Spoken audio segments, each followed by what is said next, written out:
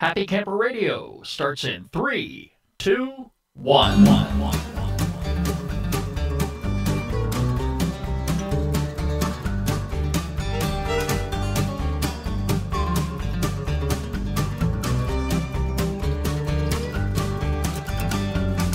Hello, my friends. Welcome back to Happy Camper Radio, episode 105. I'm Skip. I am a happy camper. And yes, my friends, we are going to make a happy camper out of you. Hope you're all having a wonderful day. This week on the show, we are welcoming Tim Raley from Florida.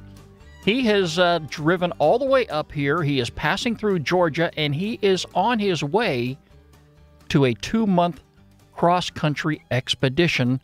And he's going to be taking in the sights, the sounds, the primitive camping, and everything that goes along with it. He went out of his way this past week to drop by the studio and say hello and chat with us. We're going to have him on the program here in just a couple of minutes. Our phone number here at the Happy Camper Radio Show is 404-537-2267.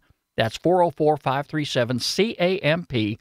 You can like us on Facebook, follow us on Twitter at Camp Talker, add us to Circles on Google+, and now subscribe to our brand new YouTube channel. So many ways you can reach out to us. Just go to our homepage, www.happycamperradio.com. You'll find all of our social media icons right there. And while you're browsing around, don't forget to take the studio tour if you haven't already done that. We got some remarkable new additions here inside the studio, and we want to share it with you. So make sure you check that out when you visit our homepage. Right now, I'm going to visit our shout-out window because we have some newcomers to the program, and I want to welcome them aboard. First of all, to Leslie Ann Dungog of Ontario, Canada, Carol Burt, Regina Baraban of Newmark, New Hampshire, to John Stewart of Sandusky, Ohio, Margaret Byrne of Burlington, Ontario, Brian Ashtolik, Gina Hole of Indiana, and finally, let's say hello to Grant Malloy Smith. They all follow us on Twitter. Thank you also very much, each and every one of you, for being a part of this great Happy Camper Radio family. Hey, would you like to be on the program? We'd love to have you. Get in touch with me. Skip, S-K-I-P, at happycamperradio.com. We'll make that happen. Hey, folks, let me ask you this. Have you been following current affairs this past week? If you're anyone like me, you want to throw the rubber brick at the TV set, or should I say the styrofoam brick? Yeah, the one, you know what I'm talking about. It's like a sponge. You don't want to ruin your flat panel TV because, you may be mad for the moment, but if you come back later on and say, oh, I shouldn't have done that. The reason I'm saying this is because if you follow local events, current affairs, you're going to see this past week has been terrible. Just about everything you look at on the tube is bad. Think about it for a moment. And I'm not going to go mentioning anything in particular, but everywhere you look, it's just, you ask yourself, why? This is more and more reason why each and every one of us should pack our gear and head to a local campground. And it's also a reason why I just stay away from anything electronic when I get to a public campground. I am not one who enjoys the radio, AM or FM. I don't enjoy television sets. I don't need my DirecTV or cable while I am camping because my mind is off all of that stuff.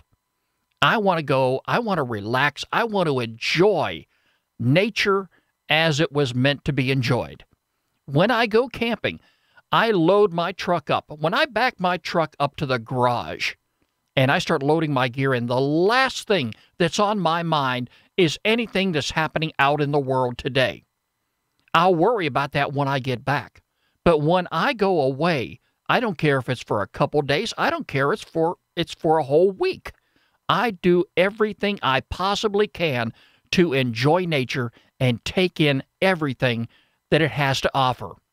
But anyway, I just wanted to throw that out there because, I've got to stay away from a lot of public affairs and current affairs anytime I am camping. You really enjoy nature at its best when you're away from everything else that's going around the world. This is Happy Camper Radio, and we are so delighted to have in the studio this week Tim Raley from Central Florida. Tim, welcome to the program. Thanks, Skip. Okay, you enjoyed the drive up so far? Oh, yeah, it's beautiful up here and the weather's perfect. Hey, I want to take this opportunity to thank you for going out of your way to come by the studio. And Tim, why don't you go ahead and tell us a little bit about yourself, where you're from in general, and what your venture has in store for you. Okay, so I am from the East Coast of Central Florida, and I've had a weird upbringing. I lived in the Marshall Islands for a year in middle school, and then in Turkey for 4.5 years. And I thought I had it bad. Well, I loved every minute of it. Okay, so, yeah. Yeah, I really loved living in those places. And then the last semester of the senior year, I came back to Florida and graduated from the same high school my parents went to. Let's step back a little bit. With all those places that you lived in during your upbringing, did you do any camping? Of course, absolutely. All right, it sounds like that's all you did. Well, yeah, some. Oh, okay. So anyway, Tim, you are venturing across the country now. How long do you plan on being gone? So I plan about a 2-month journey, but I'm kind of like, that's just kind of like something I tell people because really anything could happen. All right. Okay, so when your first stop here is in Georgia, and you stopped by to visit some relatives. Yeah. Okay, and they're probably glad to see you go, aren't they?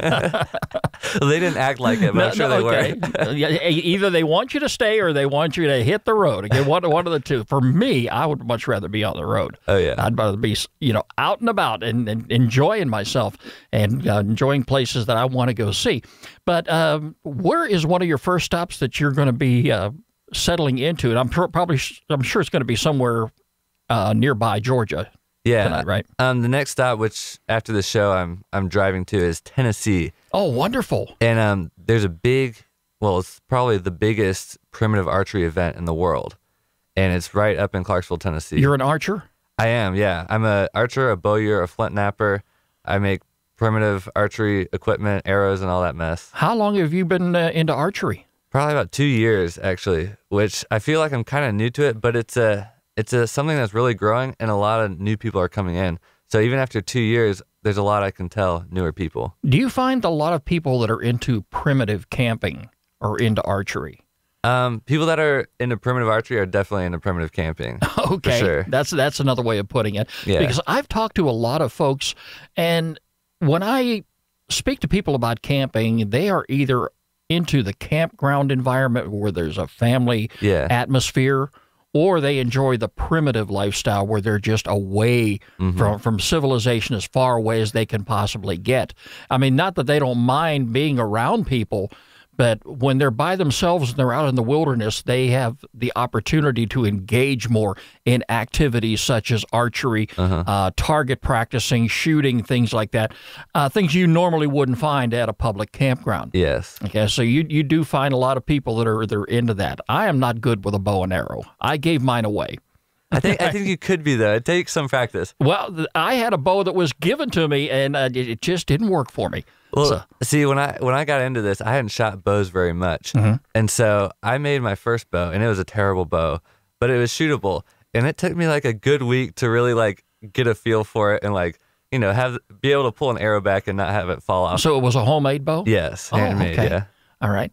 So it's obviously just you on the road. Yes, just me. Is this going to be the first long-term venture for you throughout the states? Yes, absolutely. Okay. And you're going to send back a lot of pictures, I know. Well, yeah. Oh, yeah. Okay. A lot of pictures, a lot of video. I'm putting out at least 2 videos a week so far. More than that so far, actually. But yeah, I'm releasing videos on my YouTube channel. Okay. Well, tell us about that so our listeners can tune in. Okay, so I have a YouTube channel, and it's mostly about primitive stuff. So I cover the primitive archery, some foraging, and just some random adventures in the woods. And so if you're interested in that sort of stuff, you can check out my channel. It's pretty well organized with different things, and you just go to YouTube and search Primitive Tim, you'll find me. But I also did a wildlife show for Animal Bites TV, which is a huge YouTube channel with hundreds of thousands of subscribers. And I did a wildlife show for them, and that's a little bit more professional, I guess. And so I'm a big reptile nut also. And so I went out in the woods and I found a lot of really cool reptiles and, got people up and close and personal with these amazing animals. So down in Florida, you got the alligators. Oh, yeah. You're not wrestling alligators. No, but what's Oh, funny is when you get in the water with most alligators anyway. no, I will not get in there. No, that's not. No. I'll stay in my tent. Well, when I got in the water, because I wanted to get some underwater footage of them, and so when I got in the water, the alligator turns around and left the area. Like when it saw me get in the water, it was like, "Whoa, something's wrong here. I'm out of here." And so that was disappointing to me because I really wanted to get that footage, but it was also kind of interesting to see how the alligator reacted to that. Well, he may have been going back to get his buddies, and it was a smart move on your part to get out of the water. That's the way I would look at it. Okay. Yes, but I saw when you pulled up, you got your van is all packed, you're all set and ready to go, and Yeah. you look like you're just about. I'm getting jealous. Yeah. I feel like loading up my truck and following you down the road. Well, I hear that a lot, actually. People, my dad was one of the most jealous people. He's like, "Son, can I come with you?" I'm like, "No." You got to leave Dad behind. You're going to do this on your own. There's nothing wrong with that, okay?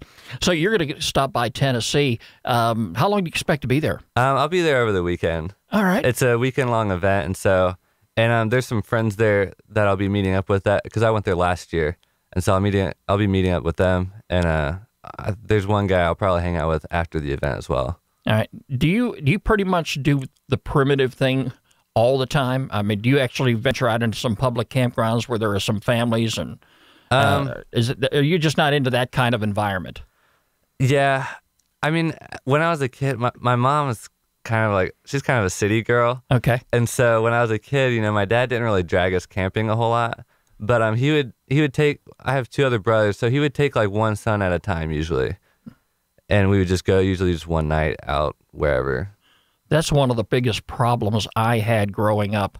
And, my family was into camping, but all the girls I met in my life, none of them were into camping. It was sad. Yeah. And it's just, I run into so many people today that they're just so much into it. And I'm saying, wow, where were you when I was looking for a girlfriend? Yeah. Way back then. Where were you when I was looking for a wife? Yeah. But I feel the same way. Hey, all the ladies that came into my life, they were into the shopping malls. Oh. Yeah, and that's just that just doesn't mix with what we do.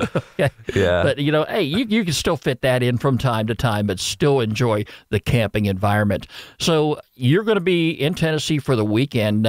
Where are some of the other places you do plan to visit here during your journey? So Kentucky, and then I have a friend in Indiana, and then after that I'm going to head west to South Dakota. There's a primitive archer guy that he's hosting a turkey hunt in South Dakota, and so we're going to be there the last weekend of turkey season, hunting turkeys.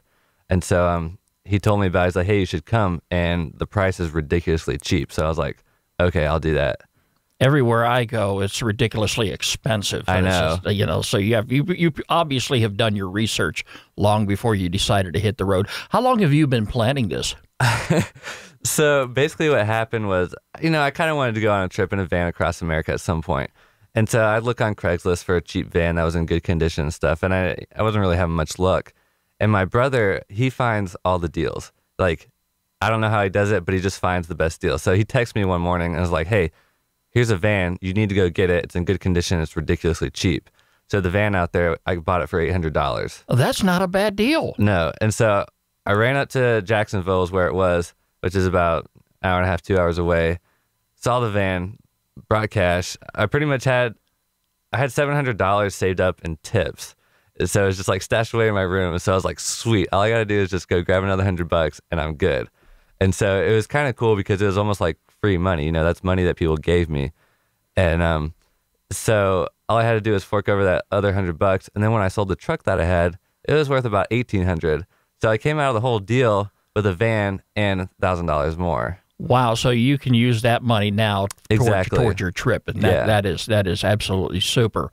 So while you're gone, do you plan on visiting, looking at any sights and sounds and things like that, or are you just pretty much going to be sticking to your primitive lifestyle while you're out? Yes, and it'll be natural stuff. Like one of the big places I really want to go is the redwood forest. Like I love trees. I do too. Wow. And so like in Florida, it's weird being up here in Atlanta because I can't identify all the trees. But in Florida, I normally can be like, oh, I know all these trees. As I'm driving down the road, I'm looking here, I'm like, I don't know what these trees are called. I think they're pine trees. if you're coming straight up I-75 from Florida into Georgia, that's about all you do see. Yeah. But hey, redwood trees, I am in love with those, and definitely, you shoot some pictures to us so we can put them on the website and on social media too. Definitely will I do. love them, and I've always dreamed of camping in a redwood forest because I can just imagine being in the forest itself where it's kind of dark. Yeah. You've got that shade overhead at 1, 2 o'clock in the afternoon. You don't have the sun beating down on you, and you've just got the smell of the forest. And I'm going to have to find a place that I can go camping in that type of environment someday. I just haven't focused too much on it, but that's right up my alley. So.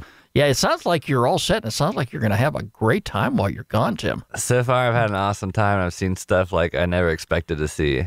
Well, let's just hope that vehicle holds up there for you. Yeah, I kind of want to start taking bets to see for when people thought it would break down, just so like I could get a little bit of money from it when it broke down. Well, you sound like you got a pretty good bargain, and when I went outside to meet you here in the driveway, it sounded like it was running real good coming up the road, so it ought to give you some good highway miles, too. I can't complain, and when I bought it, it only had 82,000 miles on it. Hey, that is terrific. Yeah, and I'm at about 85,000. And what kind of a vehicle is that? It is an 86 Toyota van. Wow. Yes. Okay. So it kind of reminds me in a way, I've got a vehicle parked in my garage, which was my grandfather's, and I may have spoken about this on the show one time before. It's a 1980 Chevy Impala with the original 82,000 miles on it. Wow. Yeah, so that's a car that I don't even take to church on Sunday. Okay? It's something I take very, very good care of. Yeah. Better than I used to. But it's babied right now. So do you have a lot of things with you in your van? Did you bring your tent and your sleeping bag and all kind of other good gear? Actually, it looks like you're pretty loaded. Yeah, I am pretty loaded. But I didn't bring a tent. Usually when I camp, I use a hammock and a tarp. So like I have my backpacking backpack with everything I need for, a few days. And so I haven't broken that out yet, but I expect I'll break it out more when I get further out west. When you get parked and settled, do you hike into your camping destination? Or is it going to be somewhere? Is it going to be somewhere close by? I almost never park where I sleep. Oh, really? Because especially with this van, because it's got a bed in it. So I would just sleep in the van. It'd be a lot easier. Is there any people that you plan on meeting along the way? Yes, and actually, when I was driving through Macon yesterday, I met up with a guy named Trent, and he was following me on Twitter. And he just told me, hey, if you're coming through Macon, let's hang out. I was like, well, sure. So I tweeted him and sent him a private message with my number and stuff. And we met up at the Indian Mounds in Macon. And that was really awesome. And Trent was a super cool guy. Super. All right. So, you've obviously made quite a few friends already since you've got your YouTube channel set up and probably have some fan pages. So you expect to meet any of these people while you're out on the road? I hope so. I mean, have some of these folks reached out to you already besides Trent and said, "Oh, hey, absolutely. let's get together"? Yeah. Oh, great. And not all of them are along the way and stuff. So unfortunately, I can't meet up with everyone. But if I can, absolutely, I want to meet people. Well, you're bound to make new friends throughout this entire journey. So you're going to be going to Tennessee and then up into Kentucky. For a guy like me, and Tennessee is really not that far away, and I don't get there as often as I'd like to. And I sit back on the program oftentimes and brag how much I like to just lay around the camp and don't do anything. That's just me, and it's gotten that way. I wasn't that way when I was much younger, and still a lot of folks like to get out and do things. But I do want to make it up to Memphis sometime to visit Elvis's mansion. Yeah. And I know there's a campground up there, and I'm just going to have to make the 8-hour journey from Atlanta to Memphis someday and do just that. And that's one instance where I'm going to, pitch my tent and get all set up and say, hey, I'm going to get away from camp just for this. And that's what I'm going to do.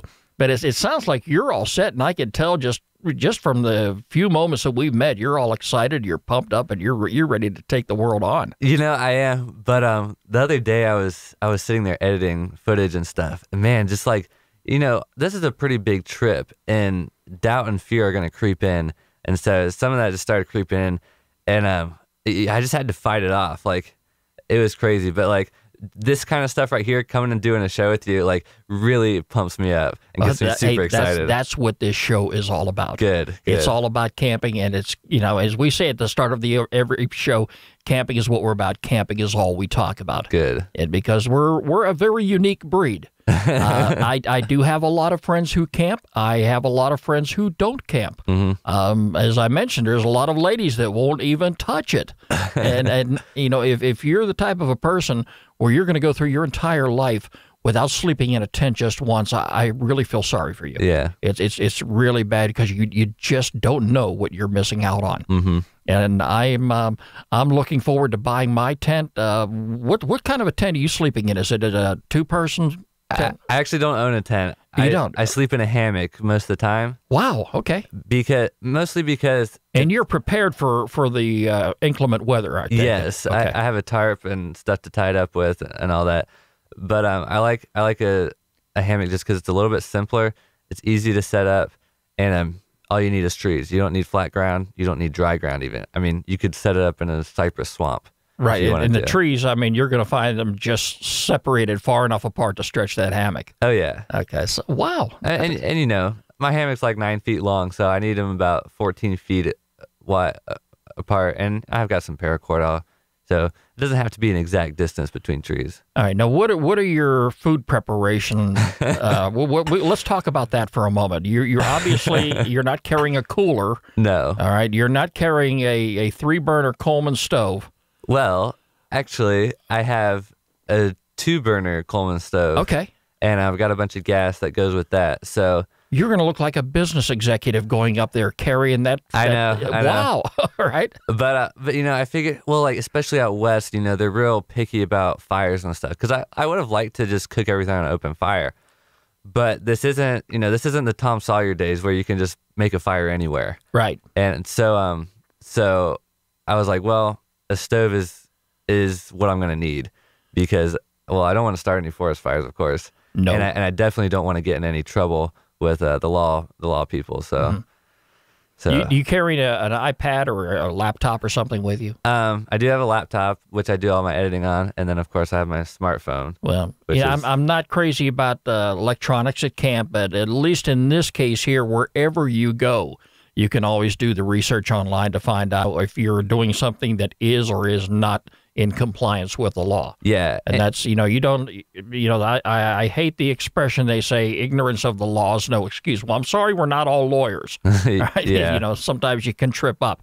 But, if you take those extra steps and extra precautions to make sure that you're following in footsteps with the law, then you're going to be just fine. Yeah, and another thing is I'm filming everything, so that keeps me honest because I do not want to film myself doing something illegal. Oh, I hear you. So I definitely have to know every single law, and I had, especially when I was doing wildlife stuff, there's certain pieces of land you can't pick up a snake, you can't pick up anything, you can't harass the animals in any way. So. Right. Well, no, I care to leave the snakes alone. Oh, come on. The snakes and the bugs and the spiders, no, I'll just keep to myself. A lot of them are really sweet once you get to know them, though. Okay, well, hey, that's the type of lifestyle you could enjoy it, Tim. I'll just climb into my camping recliner. Right. You are filming this segment here in the studio. Yeah. So when you go ahead and get that published on YouTube, how about sharing it with us? And we'll absolutely. put it on our website for all of our listeners to see the conversation that we had here in the studios of Happy Camper Radio. So, Tim, I wish you the very best of luck while you're out on the road. Thank you. All right? And I can see you're pumped up and very excited about this whole venture. And what I'd like you to do is stay in touch with us here at the Happy Camper Radio Show. Give us a call on our hotline. Leave us a message. Let us know where you're at. All right. And then we can share that with our listeners each and every week while you're gone. All right. Okay. So you're looking at about a couple months trip here, and then you're going to be back in Florida to maybe think about what your next venture is going to be. Yeah, or I might just continue this venture. Who knows? Okay, nothing wrong with that. I mean, I have my passport, so Canada or Central America is totally an option. All right, so you really don't have a set plan. You just you're going to go where life takes you. Yeah, I've saved up a good bit of money, so I mean, yeah, especially if I can start making these videos profitable at all and getting a bigger fan base, then shoot, I mean, I might be driving to South America. I mean, you never know. Okay, we'll make it part of the show. Tim, thank you so very much for joining us here on the Happy Camper Radio Show and taking the time to come visit us. Thanks for having me, Skip. Okay, you have a great journey, buddy. Thank you. Well, we are so delighted to have him on the program today. And I really want to thank Tim for making the journey all the way up here to Georgia and all the way here to the studio so he could be on the program. And I'm sure he has a lot to look forward to over the next couple months. And he says he's going to stay in touch with the show. And hopefully he'll be sending some pictures along so we can see what he's been up to and make us jealous. But you know, that happens each and every time someone goes camping and we're all left behind. Hey, it's time now for our featured campground of the week here on the Happy Camper Radio Show.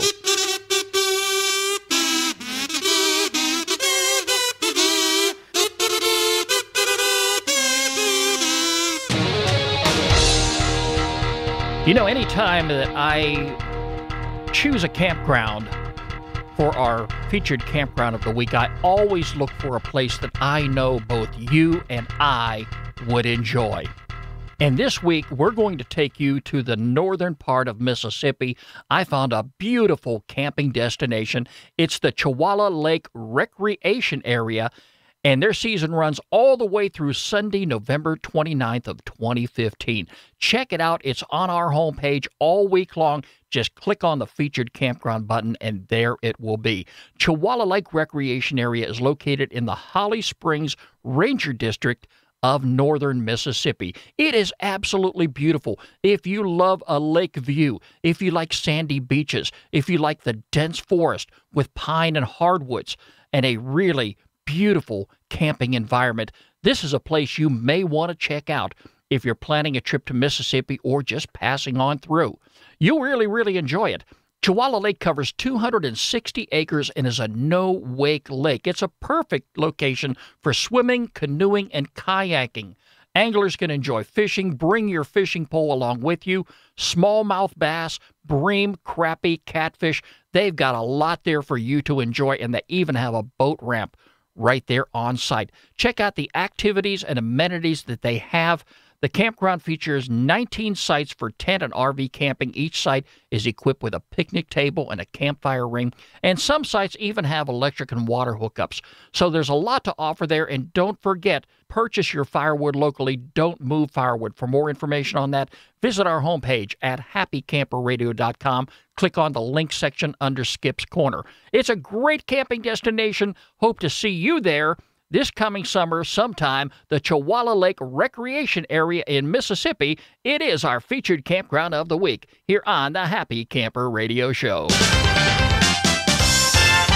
And as always, if you have a campground that you would like for us to feature on the program, by all means, get in touch with me, Skip, S-K-I-P, at happycamperradio.com, or give us a call at 404-537-CAMP, 404-537-2267. I'd love to have you on the program. Well, folks, that's about going to wrap it up for me. It's been another great week, and we're looking forward to having you back next week for another great edition of Happy Camper Radio. Hey, don't forget you can catch us online anytime at www.happycamperradio.com. Like us on Facebook, follow us on Twitter at Camp Talker, add us to circles on Google+, and now subscribe to our brand new YouTube channel. The Happy Camper Radio Show is a presentation of Skip Huber Productions.